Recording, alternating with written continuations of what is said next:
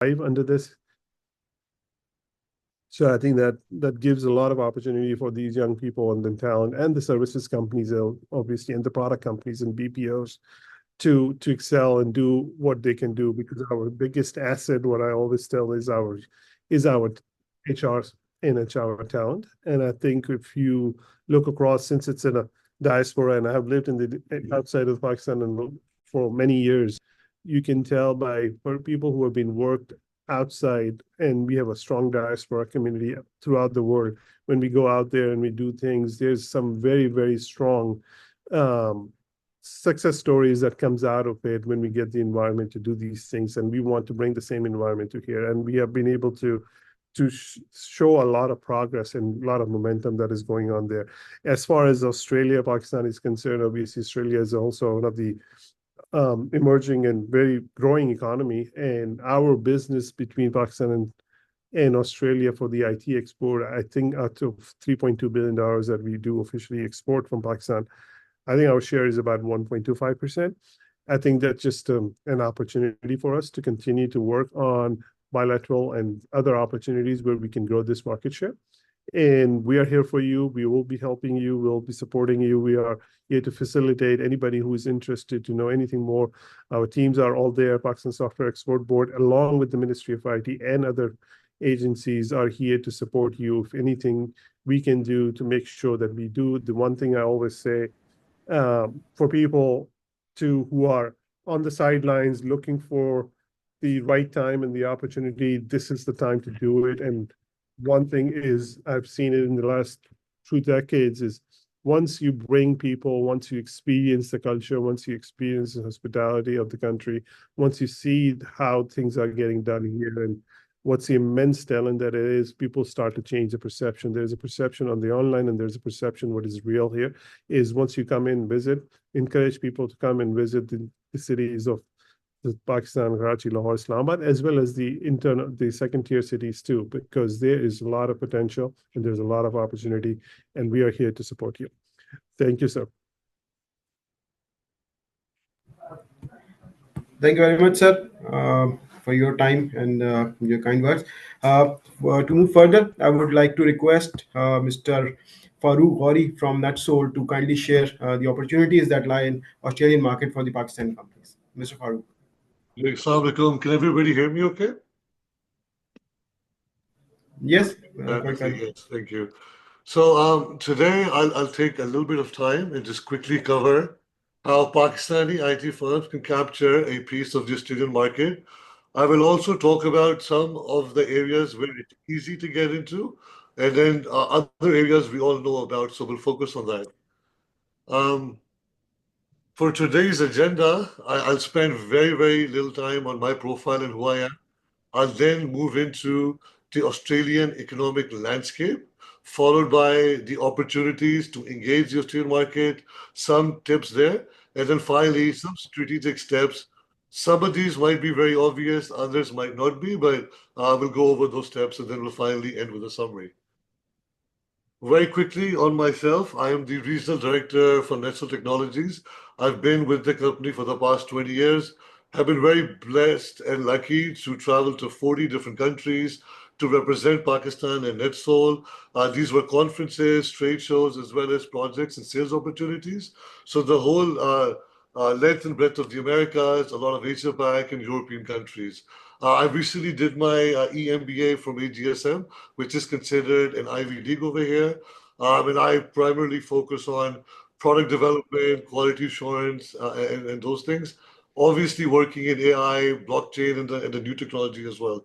A lot of experience as a Pakistani, facing the barriers that we face when we try to promote ourselves and our services in various other markets. So for today, we're going to focus around how do we capture the business in Australia, some opportunities that I want to highlight. Also, we'll talk about forging partnerships and the market itself, how it requires high quality and cost-effective solutions, and how Pakistan is a very good fit to provide those needs. As the PSEB was saying, that we do have a very large pool of resources that we can leverage in all of these newer areas. So just very quickly, the Australia tech sector contributes approximately about 167 billion annually to the economy. I know Hafiz Saab was also talking about some stats around the economy. This is reflecting a 80% growth in this sector over the last 5 years. Locally, the sector employs about 860,000 individuals, but there's a lot of room and opportunity, and there are a lot of international vendors and companies working within the space. Australian businesses are increasingly integrating with advanced technologies. AI, cloud computing, big data analytics are buzzwords, but they are very serious about it. I will share some more information on this a little later. And in these areas, it is very quick to topple barriers. Other areas which are more saturated, like call centers and other areas, might be a little bit more tricky, but these areas are a little bit more easier to get into.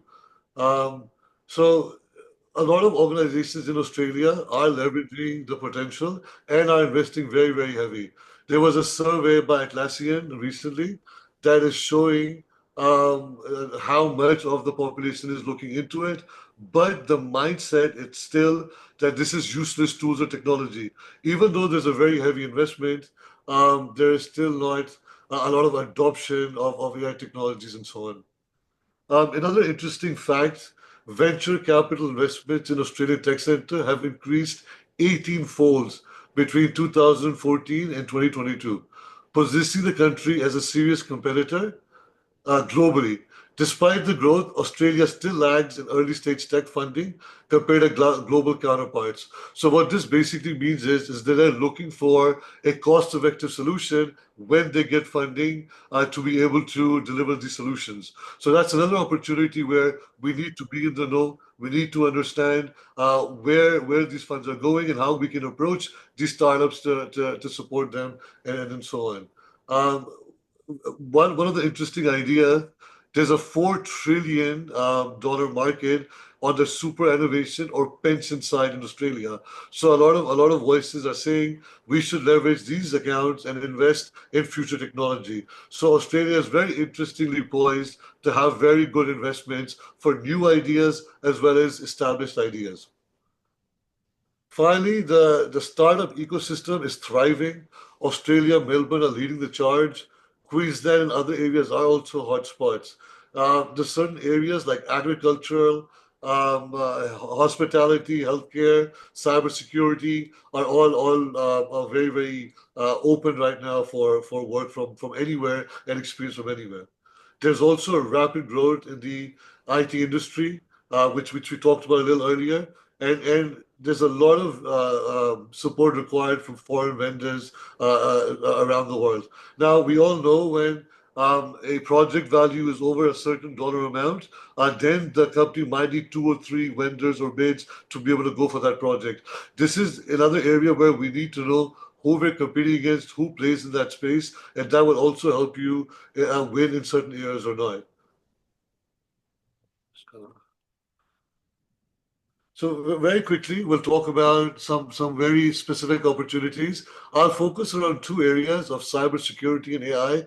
Other areas we know about, and we can have a separate discussion when we have more time. But this is where there's a lot of government funding, there's a lot of private funding into these kind of areas.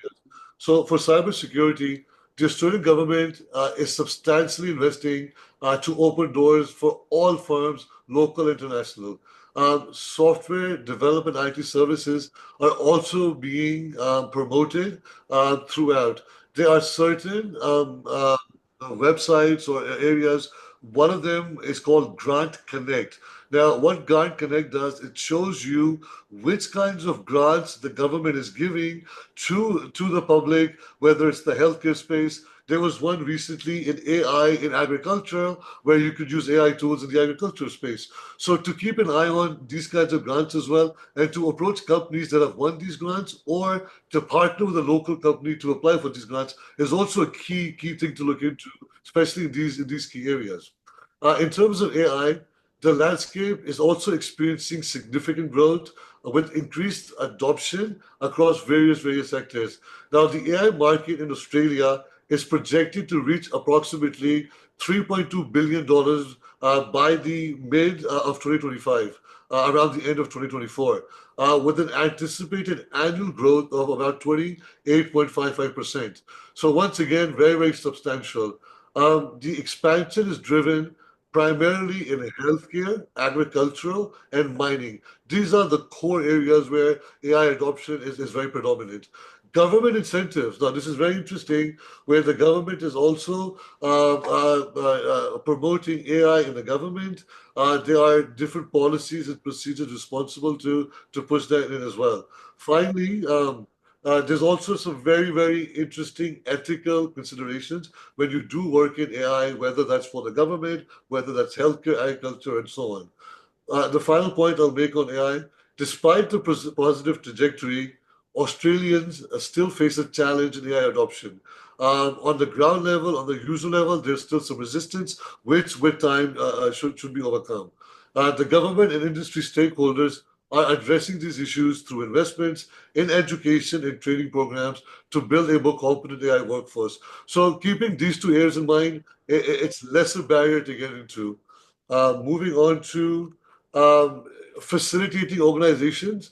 So one organization here, Pakistan Australian Business Council, is one you guys should approach. Should be a member of, as it does help and foster these kinds of relationships. Another one, obviously, is the PSEB, which we have members aboard here. One just thing I want to mention about Pakistan Software Exchange Board is their recent collaboration with PwC. I think it was an excellent effort to be able to work on an IT strategy, an IT expert strategy within Pakistan, valued over 10 billion over 3 years. So there are initiatives currently being taken that we can leverage, as well as other initiatives we can take and help we can get from these organizations. Finally, engaging in business-to-business meetings as well, trade show organizations. I'll talk a little bit about that on the strategy side as well. But participating in as many meetings as you can, learn the market, learning the culture is very important. Also, every organization, whether it's agriculture, whether it's cybersecurity, professional services, custom software development, have corresponding associations with them. So please find the correct one, join them, spend time with them. That will also help reduce those barriers, as well as learning what the market has. One thing I want to mention, and I've seen this in a lot of markets in a lot of countries, is when you are bidding for a project worth over X amount, it could be $50,000, $100,000.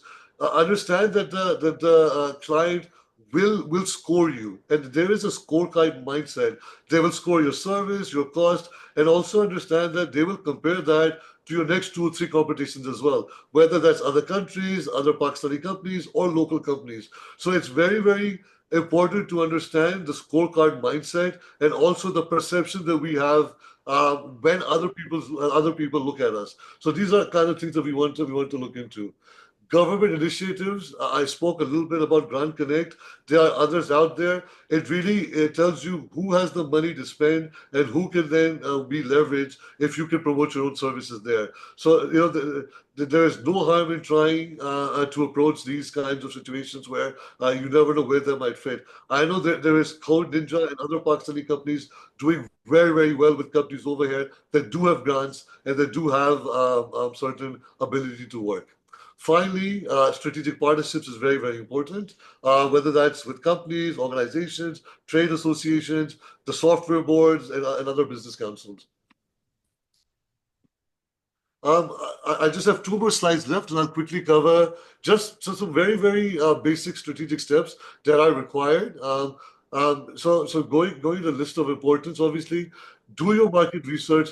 please understand the demand of the market, who you're going after, because it really changes how you are perceived, and that scorecard I was talking about. A lot of cases, the customer cannot look beyond the information that you provide them and your understanding of what they require. Establish local presence. Australians love to be able to call a local Australian number to be able to reach you. Local presence can be established through your own registered companies or through business entities or partnerships and affiliations. So there are many ways, depending on your cost appetite, how you should do that. Leverage the Australian Pakistani network. There is a lot of goodwill there between the two countries, so there's a lot to leverage there. There's so much data out there of your solutions and who you're competing against. So obviously be competitive from a quality perspective as well as a cost perspective. Participate, trade shows and events. That is the lifeblood of what we've done in the 40, 25 countries that I've sold in. You enter a new country. How do you get to know people? How do you expand yourself? It is through these associations, it's through these trade shows that you're able to market a new presence in a new country. Finally, utilize government, utilize the embassy, the High Commissioner's office, our software boards, our IT ministry. Send your suggestions, and I think we will all be very open to listening. Invest in compliance and certifications. All these markets love local certificates. There's quality control ones and other ones that will really help you understand. Finally, leverage digital marketing. This is one that I shouldn't spend too much time on, but yes, there is a lot of goodwill that gets built through this as well. Finally, focus on your key selling points. Build those alliances I was talking about earlier. Tender biddings. There's a lot of sites as well that publish tenders that you can be a part of as local companies, as local partners, as well as international companies. Strengthen your communication and your trust within the market.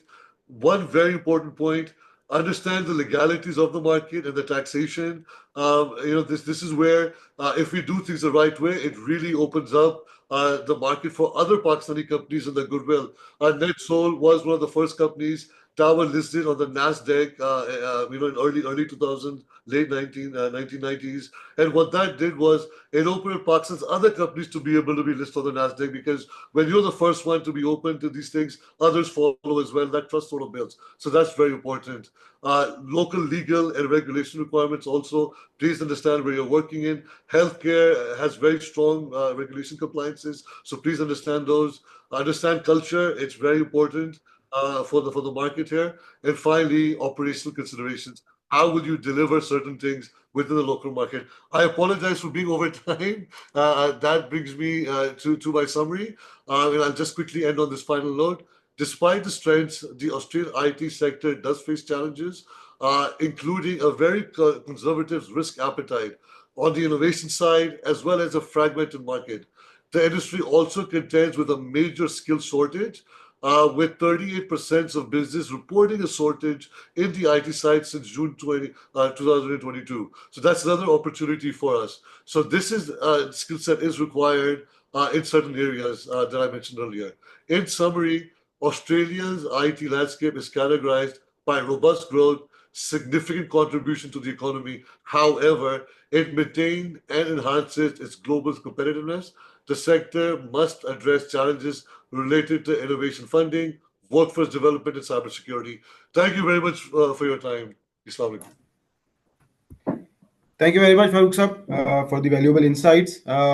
I would request two things, the takeaways from this session.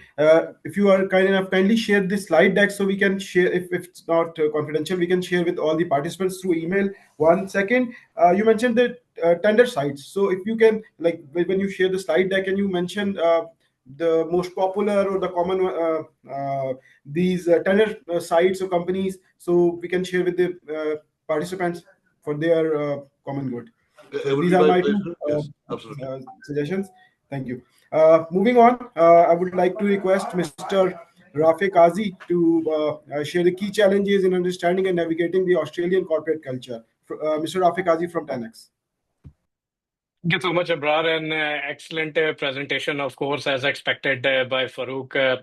Farooq has mostly talked about the opportunity side, while I'll talk about the challenges and some of the cultural aspects that Farouk was alluding to, because I think those two elements are important before you enter the market or try to enter the market. Those things would be important for you to formulate the USP for your businesses. Before we head into the presentation, which I'll share shortly as part of the screen share exercise, a bit about myself and 10x. So 10x basically provides artificial intelligence, software services, and data services to different clients. We have been operating in Australia for the last 1.5 years successfully. And I think it was more appropriate for someone like me to talk about the challenges and not so much as Farouk, because NetSol, thankfully for Pakistan, has been a successful business here in Australia. And for 10x, it is mostly about, getting into the market and growing as we speak. So my job here is to, as part of 10x, to, grow the market, Australia and New Zealand. And obviously that includes the marketing activities, the sales activities, and the whole shebang. Now, with that being said, what I'll do is I'll share my screen and we'll get right into the topic. Just give me 1 second while I bring it up.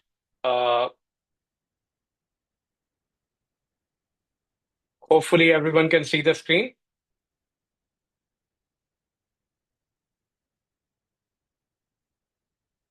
Cool.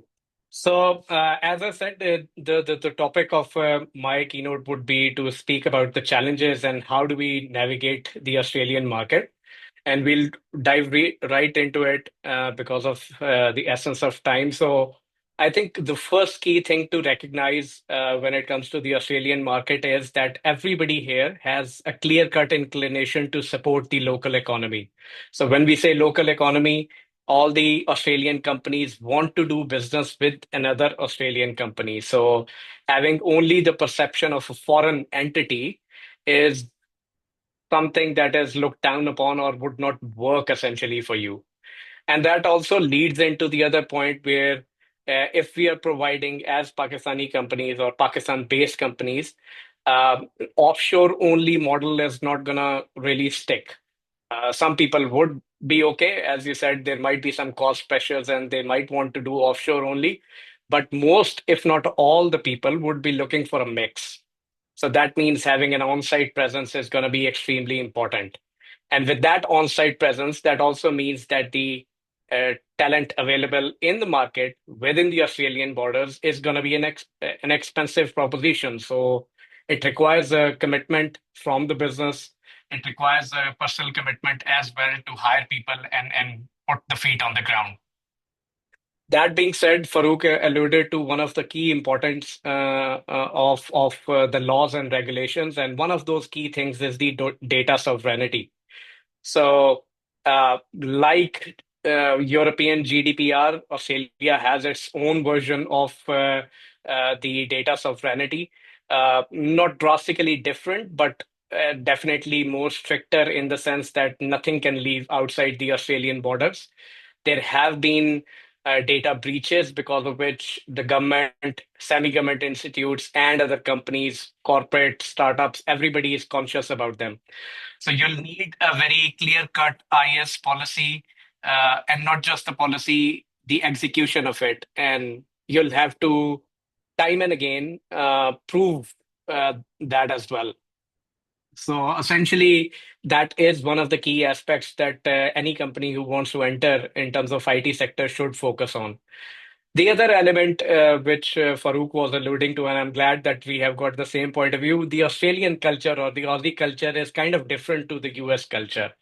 We'll talk about that as part of the next slide in a bit more detail because that is going to be important for anybody who is operating with or coordinating with any person in Australia. That's going to be quite important. One more thing, and there's no good way or bad way to say it. The perception of Pakistanis within Australia is different from perception of Pakistan as a country. Now, the good part, there is a silver lining to it. The perception of Pakistanis is really good. All the people who have migrated here, first generation, second generation, who have been working here, they've got a good reputation. They've maintained that integrity in terms of their work culture. They've got connections, and that has gradually change the perception of the human talent, but not so much as in the sense that what is the perception of the country. And that obviously some things are out of our control as businesses, as individuals, and as professionals. And obviously PSEB, the High Commission, all the other entities, all the entities that are operating in Australia, everybody is doing their own bits. And I think that needs to continue. But just be prepared that the response that you're going to get versus the response that our Indian counterparts get, it's going to be very different. Now, that is a good segue into the competition that you're going to face. So, if we are an offshore operator, let's talk about that. That offshore operation concept is not something new for Australians. Our neighbors who are very much entrepreneurial, they're very much fierce in their competition, and they've got a much bigger scale, so to speak. They've been here for quite some time, and they have captured the market. Big guns like BHP is heavily reliant. Some of the companies are even offshoring their centers or establishing their own offshore centers in India. So be prepared for that as well. And how you should see all of this, what I'm sharing here, is the fact that there is going to be a USP challenge. What is the unique selling proposition for your business is going to be a challenge. If you're providing the same kind of security, if you're providing the same kind of rates, if the economics and the scale is kind of similar, then why should they move away from the existing providers and onto you is the key question that everybody needs to answer. And that essentially, just to give you a comfort level, that is going to be on a case by case basis, obviously, as you evaluate each of the opportunity or approach each of the prospect. But rest assured, there is potential, and it's extremely promising, as Farooq was mentioning, and His Excellency and PSEB CEO were mentioning. There is definite potential, and all of you should pursue to enter the market as quickly as you can, while thinking about the structural changes that you need to make or structural inputs that you need to ensure in order for you to have a good USP. So, with that being said, we'll obviously do the Q&A at the end, but I'll quickly move on to the Aussie culture. Aussie culture is kind of distinct in its own way. Obviously has commonalities with other parts of the world, but I think one thing that I've personally noticed time and again, especially in the corporate world, it is about listening first. So I've been brought up in Pakistan myself, and the initial inclination is that you showcase confidence by speaking up. It's the other way around here. You showcase confidence by listening to other perspectives. And henceforth, the communication style is much more politer. It is much more indirect compared to US. In US, it's more about, straight on, very clear messaging. While in Australia, the land of down under, it is mostly about, being polite, being careful of other people's feelings. And sometimes it goes too much on the other end or too much on the other end of the spectrum, so to speak. But I thought it needs to be mentioned. The second aspect is obviously showing off is not promoted. You don't need to talk too much about your own self to gain respect, because everybody is in a habit of accommodating and respecting everybody else. That also leads into the kind of leadership style that you'll see over here. Most of the time, if not always, um, uh, uh, the leadership style is mostly command and control. You're uh, giving orders to other people, and they are doing the work. While here, it's more like servant leadership. You try to induce the action from the people rather than dictate the action. Uh, and we can obviously talk in a bit more depth around how to do program management or project management when you're focusing with a client in Australia, but I think that needs no introduction. Another key thing, equality versus equity and diversity, it is a big thing all over the world, especially in Australia. I won't talk too much about it. One of the key stark differences that you'll see in terms of how you operate in Pakistan versus US versus Australia, people here are in a habit of receiving the meeting invite with a very clear agenda. They are in a habit of starting at 9 and finishing at 5. Obviously, not in our industry. We, as consultants, especially in IT sector, have got some crazy hours. Big four companies here in Australia have got crazy hours as well. But most of the companies, especially our clients or prospects, are going to start at 9 and they're going to finish at 5, and we will need to respect their time. Another cool thing about Australia, and that's something that everybody should know, is the Australian banter. It is more like a casual teasing and jokes. If someone from the client side is being extremely formal with you, that means that there is still potential to develop the relationship. If they are on frank terms with you, that means that they are now considering you Australian. They're now considering you part of their own community. They are trusting you more and more. And last but not the least, it's in at least in my experience, it's been a world of idioms. You gotta learn this. It's part of the communication style. And one of the interesting ones that I learned during my time here was the idiom which goes like, "We are still behind the eight ball on this one." Now, my manager or my leader or my partner said this to me while I was giving a work update. He said, We are still behind the eight ball on this one." And now, just like in Urdu, we have got our own muhavras, they have got idioms. And if you're not accustomed to it, you'll completely miss the message. What still behind the eight ball means is that the job is still undone. It is the last push that we need to do. So this is just one example. I wanted to throw in a casual mention of that, but essentially these are the high level elements on how Australian culture is different and what are the things that you should keep front of mind while you try to reach out to or operate with the other Australian businesses in a B2B relationship. So that's about it from my side. I'll probably stop sharing the screen and hand it over back to Abrar for rest of the agenda. Thank you. Thank you very much, Rafe, for a detailed presentation and outlining the challenges that are there. Obviously, without overcoming or understanding those challenges, no one can, enter the market. Uh, so, moving forward further, I would like to request Mr. Kamar Zaman, the Consul General of Pakistan in Sydney, to kindly share the closing remarks before we proceed for Q&A. Gee, thank you very much, Quresh Saab. Thank you very much. I would like to start by saying thanks to His Excellency Zahid Hafiz Choice, High Commissioner of Pakistan, for spearheading this activity. And I would also like to say thanks to CEO of PSEB and our panelists, Khori Saab and Rafis Saab, for this. Australia is a highly digitalized country, and everything here is, and automation, as Mr. Khori Saab mentioned, is quite on the rampant side. So therefore it offers lots of room for Pakistani companies. Then Australia is quite familiar with the outsourcing as well. Some names of countries were mentioned here, but including on the top of that, if you look at the call centers, Philippines is providing many services. India is providing many services. If we look at the overall chunk of Australian services, our share is very small. It's close to $40 million in IT and $10 to $15 million in services. So it offers a bigger room for Pakistani companies. Some questions were raised here about the registration of new company and tender sites. I'll request that they can contact me directly. CG Sydney here looks after also the businesses both in goods and services. So I'll be providing them these details. And it's quite heartening to note such a healthy participation.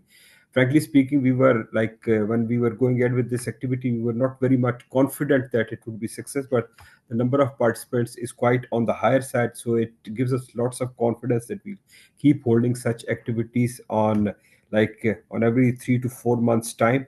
And I would at the end especially like to say thanks to PSEB for providing all the technical support to us, and especially CEO of PSEB for himself sparing time for this activity. Thank you very much, Quresh Saab. Over to you. Thank you very much, sir. Obviously, it's a joint thing. Without your support or panelist support, and obviously push from our CEO, we wouldn't have been able to do this. So before we proceed for Q&A, I think as we discussed earlier in the webinar Zoom meeting that we had, that it will be a series of these Zoom calls or webinars. So to step by step take the companies, outline the opportunities and challenges that are there, and handhold them to enter this Australian market. So I would like to request CEO PSEB, sir, if you would like to say any closing remarks, please. I just saw your video coming back.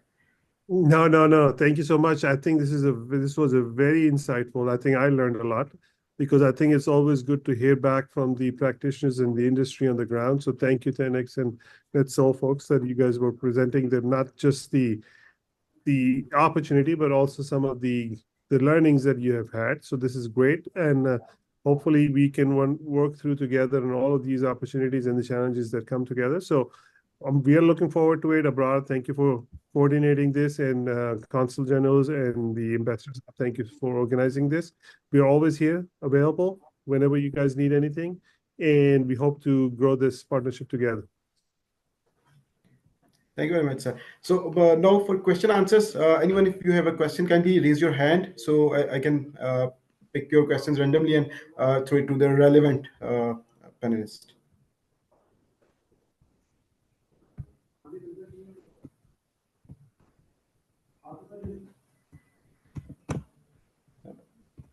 So apparently no one has a question. I can't see anyone raising hand, or maybe just check in the chat box if anyone has asked any questions. Sir, can you hear me? Yes, please.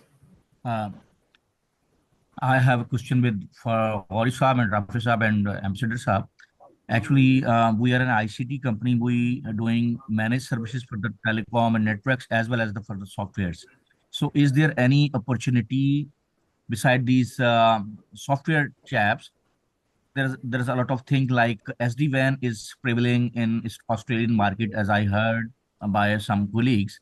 So is there any opportunity for the other type of network side managed services, which will help us to get some bread in a start, and definitely then we will move with the software and cybersecurity and AI and these kind of things. Thank you.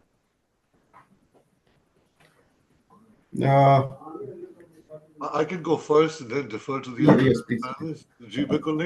I think, based on which level you're at, and I think you are starting like a startup, like you're trying to get your foot in the door.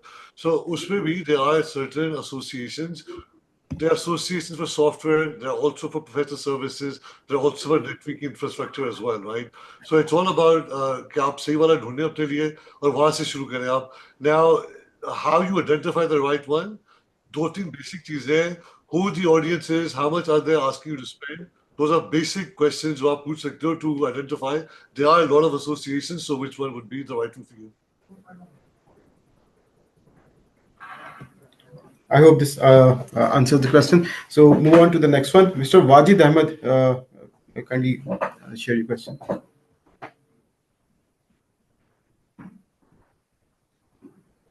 Ji Bhai sir, please.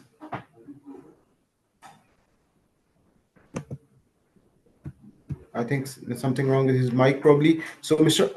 Aif Iqbal.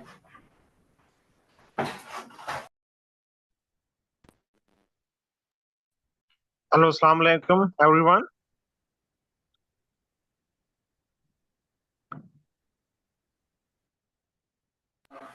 Ji sir, please go ahead.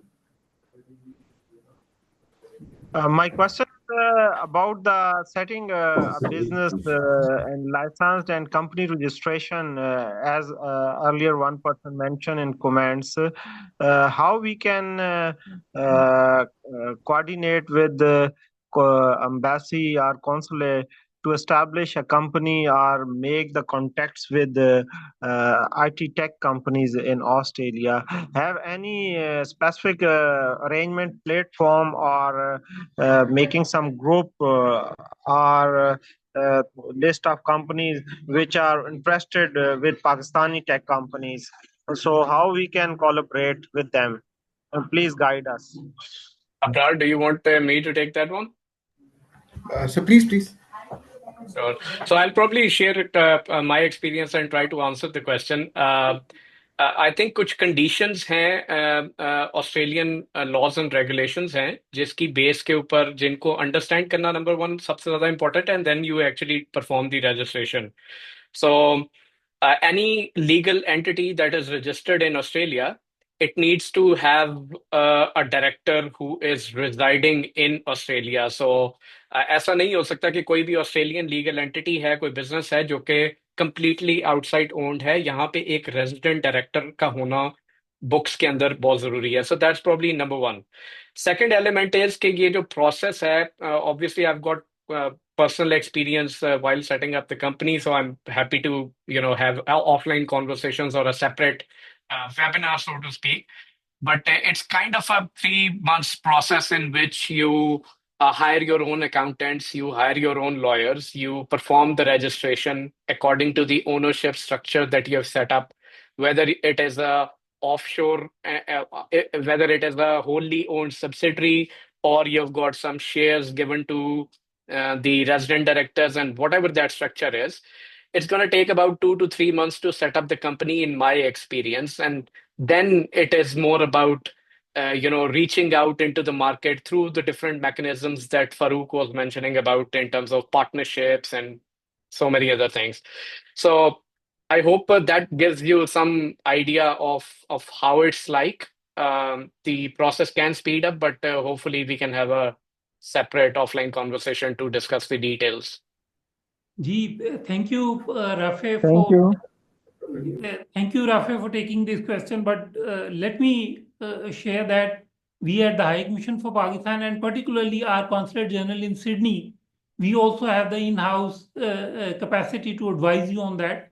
I would strongly recommend that you send an email message to our Consul General in Sydney, Mr. Kamar Zaman, and towards the end of this webinar, we will also share his contact details with you, and we will be very happy to help you with that in explaining the registration process or any other information that you would need to establish your footprint here in Australia.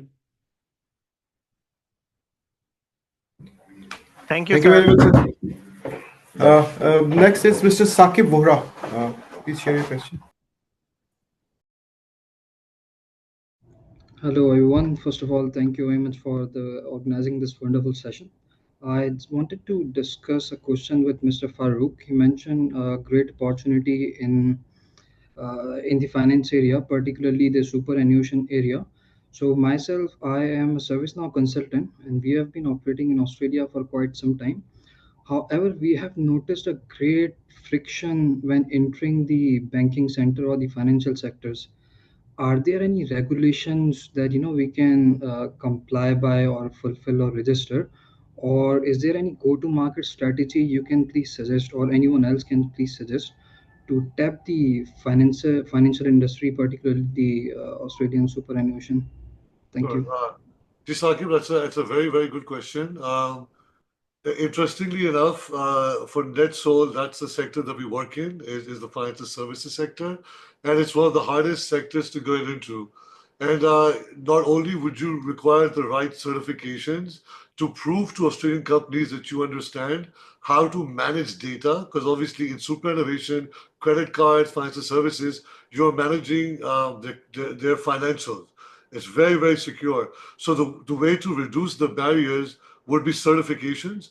Also understanding there's a Privacy Act of 1988 or 89, being an expert in those kinds of rules and regulations as well. So when you do approach these companies, the first thing you do is make sure that they understand that you are an expert in regulations and compliance.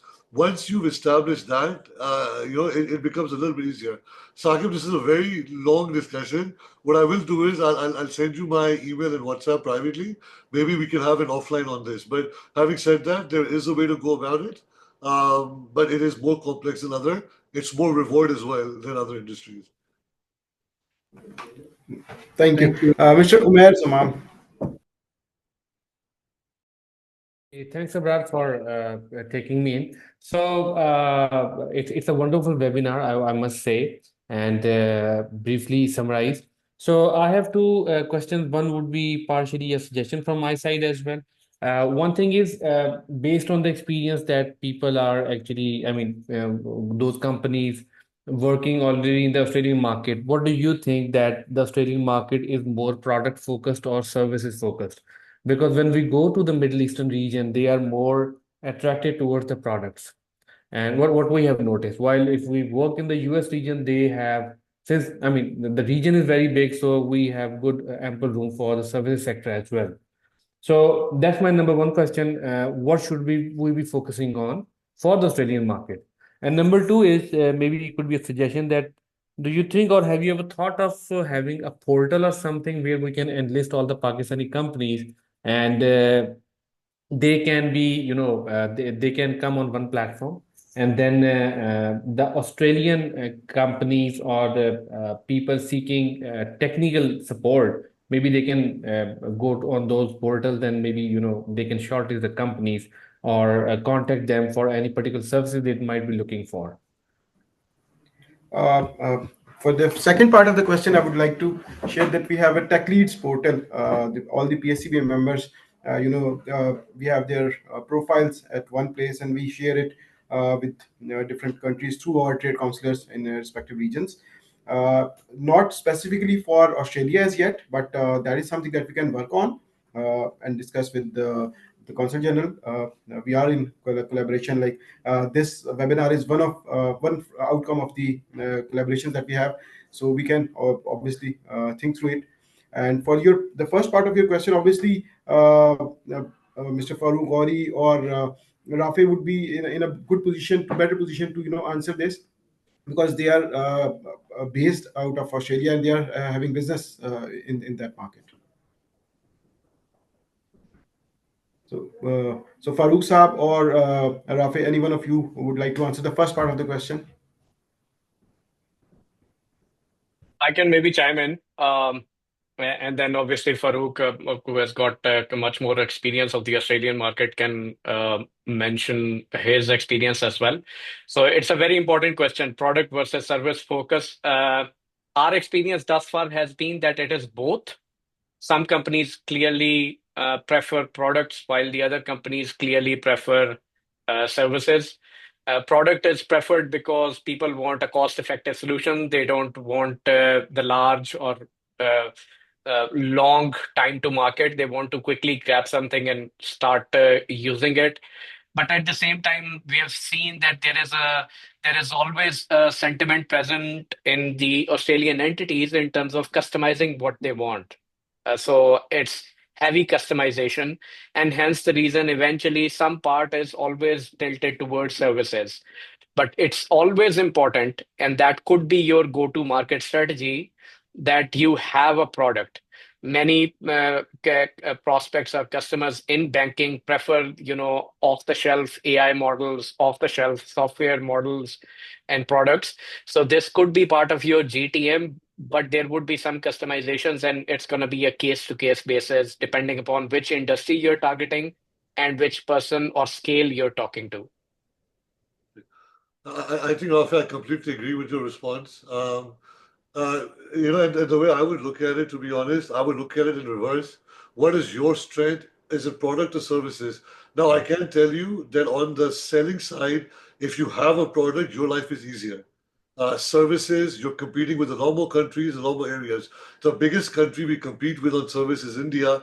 We don't really compete with them on products that much. So having said that, if you were to lean towards the product side, you have a natural advantage. In this market, I completely agree with what Rafi said.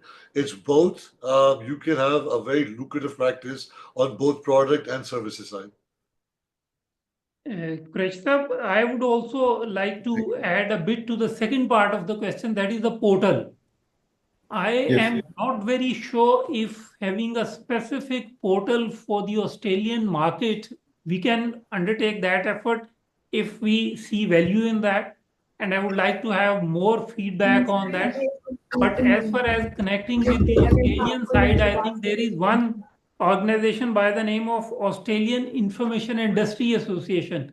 So I think it would be very helpful if we can develop a collaboration between Australian Information Industry Association and Pakistan Software Export Board.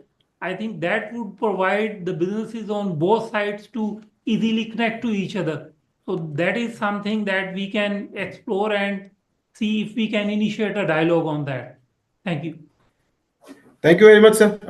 Definitely, that was a very good idea, good suggestion. I'll take that separately on with the Consul General, and we'll see how it proceeds. So that's a very good idea. So Mr. Adnan Masood, he messaged me. I thought we had his question, but somehow it was unanswered. So please.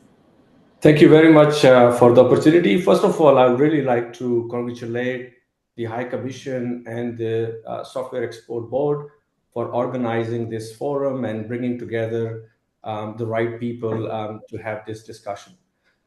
There are a few things that I want to just share. My name is Adnan Masood. I'm a founder of Software House and been able to pick up small to medium-sized projects over the last 10 years in Australian market. One of the things that I have learned along the way is that you really have to identify what are the focus areas for our companies to really drill down. I mean, AI is, again, a very key area where our leading organization can really tap into and show some new features that others are not offering. If we are going to compete with other established organizations which have been around for more than 20 years in the same Me Too kind of features, then the pricing becomes only discussion. And for a lot of organizations, that's not enough incentive to change service providers. That's one area. The second area that I would encourage Pakistan Software Export Board to really invest is bringing the communication and the professionalism and the project management skills to the global standard.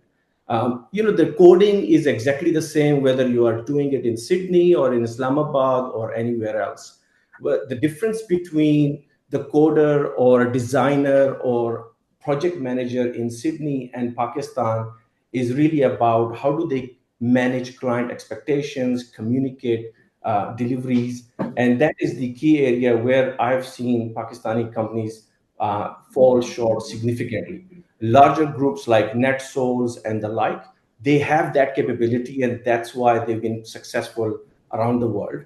But a lot of medium-sized organizations will need that know-how to be able to thrive in international market, considering this is a key focus area for Pakistani government. So yeah, really wanted to share some experiences and look forward to participate in future collaboration forums as well. Thank you. Thank you very much. Regarding the suggestions, obviously, we have different ongoing programs and projects that we can discuss in detail in private. Obviously, because we are already short on time, it's already 12, and some people have to have other commitments. But point well taken. We have recording of this, and we'll get back to you on this regarding that part you mentioned. We have Mr. Salman Abid, who has raised his hand for quite some time now. Mr. Salman, please. Assalamu alaikum, everyone. Thank you, Abrar, for giving me the chance to raise my voice. Thank you, PSEB and Pakistan High Commission. I first of all really second what Adnan just has said, and also one of the guy who raised the voice for something he mentioned about SD-WAN projects.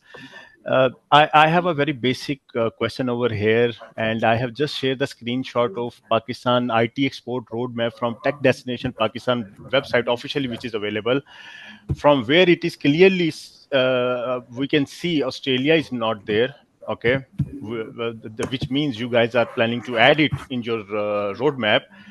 But clearly we see MSP, many service provider sector, is being neglected. I am advocating MSP for quite so long in Pakistan. We are providing services to 100 plus countries from here. We have a delivery center in Islamabad. I'm not selling myself, by the way, here. I just want to raise my voice over here. We are doing business with Australian companies in a white label fashion from last 5 years. Just 3 days back, we have signed a large, massive deal of 5 year many services portfolio for a huge fleet management company. So my question is very simple. Why MSP is not in the roadmap of Tech Destination Pakistan? And if it is not, can we take the moment and can we make it official and can we add it in your plan, because I normally visit to international events. I always visit PSEB, but I never see someone is selling PSEB, MSP. So please. Thank you. I'll dissect this question into three. See, if we spend our energy and time in answering whys, we'll, in my personal opinion, we might may waste some more time. We can, yes, we can. Obviously, Australia is a key market, has a potential. That's why we are having this webinar today, and this shows our seriousness. Our management was here. His Excellency is here. So this shows our resolve that we have to properly enter and establish our footprint in the Australian market. That is one thing. Second, uh, for me, your question has the answer in itself, that you visit PSEB pavilions and there's no one from that specific area. This speaks volumes that no one from that area ever approached us in a way that we take them along. So you have shared, Adan has shared their concerns. I would encourage you to write an email, so we start a separate thread on this, because this webinar is mostly about the opportunities that are on a larger scale. For this specific thing, obviously, if there are opportunities, you share us the initiatives that you think would be helpful for this segment, and definitely we'll take this on in with your partnership. Like, see, NetSol is also a private company. Thanks to them and their time and 10x that they came up, they signed up for this thing, and they gave this time and energy, guide others. So you take the lead on this step, and PSEB is always Definitely, here. definitely, Abrar. Just adding some commercials to my Yes. to my thoughts.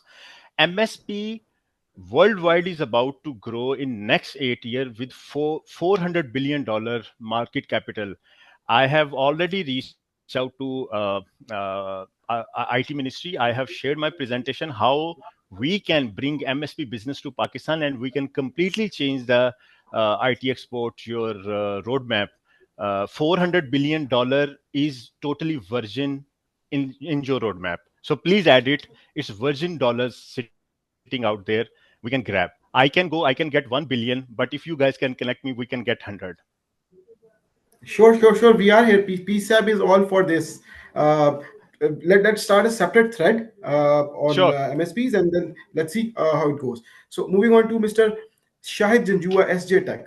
Sir, please. Okay, ji.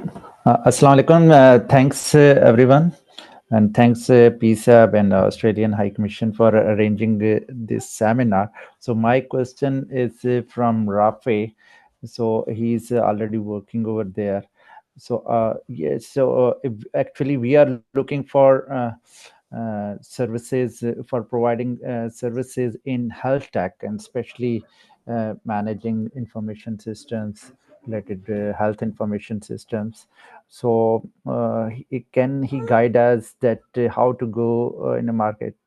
We have already established a firm here in Australia.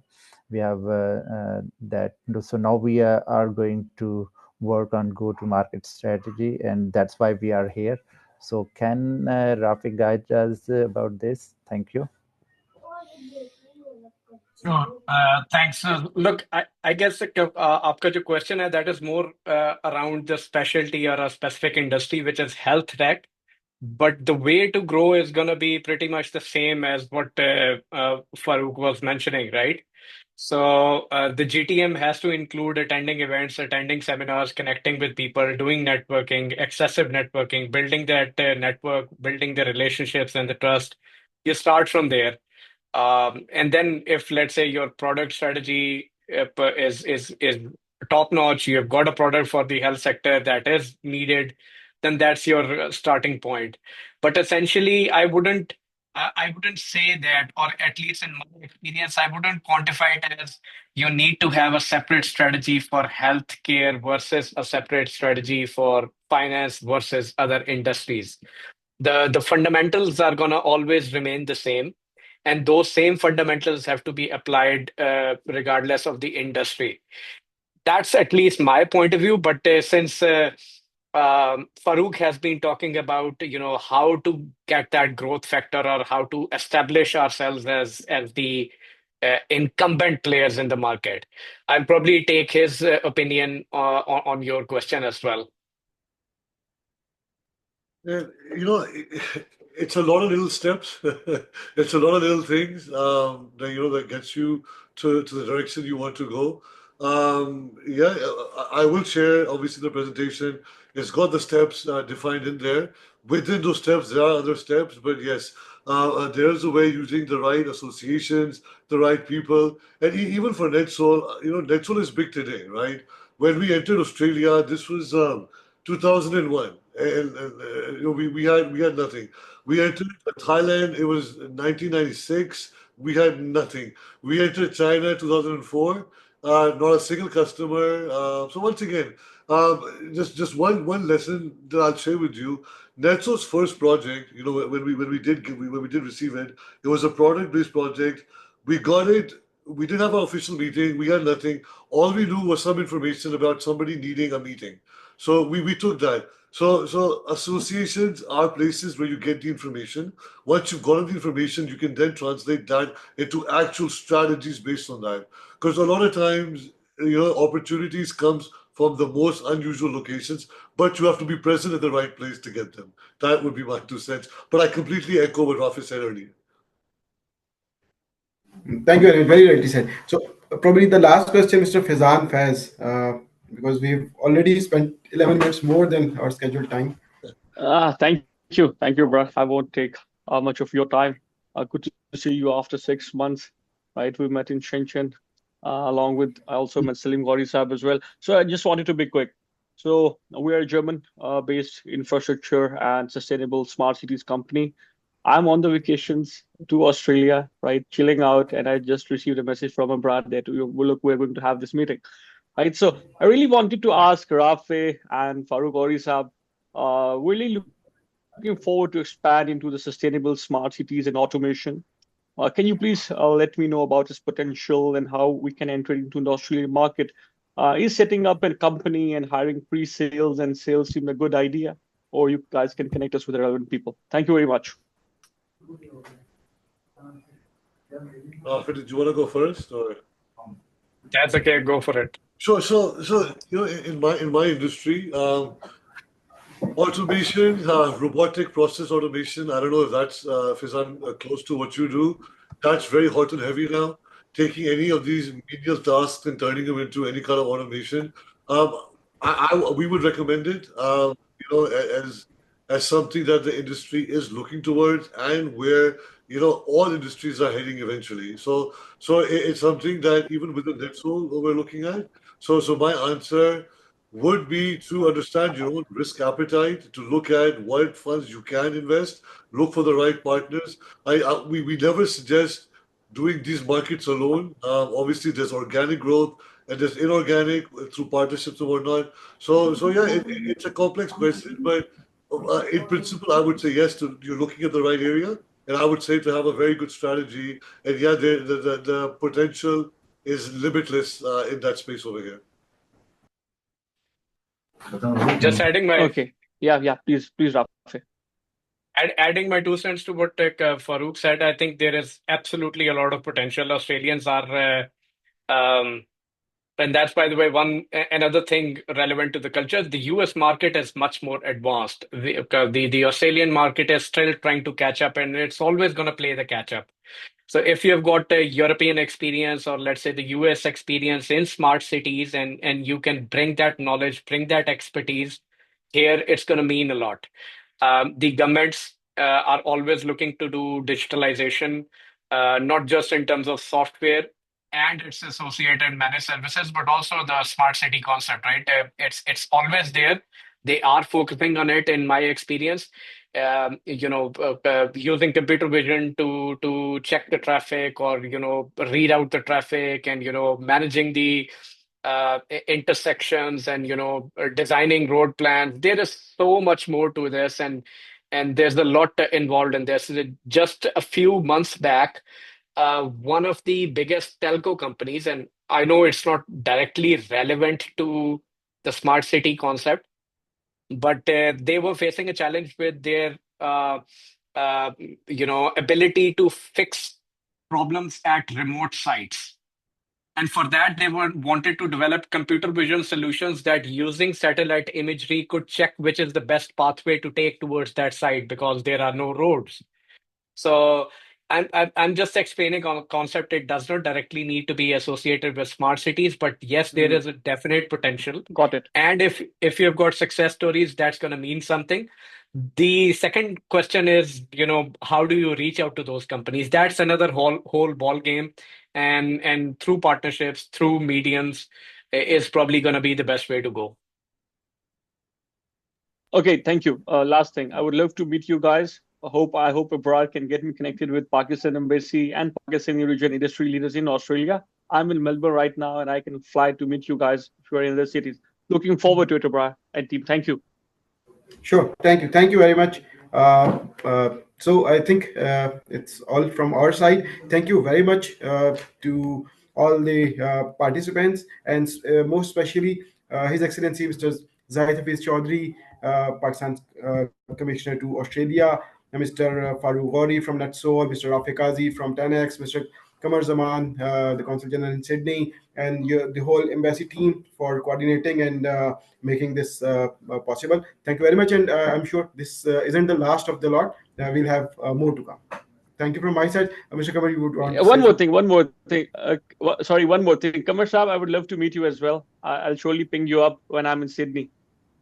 Yeah, looking forward to seeing you, sir. मैं अबरार साहब से आपका number ले लेता हूँ, sir. Thank you. Sir. Thank you. Thank you. Thank you. Allah Hafiz. Thank you very much. Bye. Thank you very much. Thank you. Thank you, Jay. Well done. Thank you, Brar, for organizing this great event. Thank you very much. Thank you very much, sir. Thank you.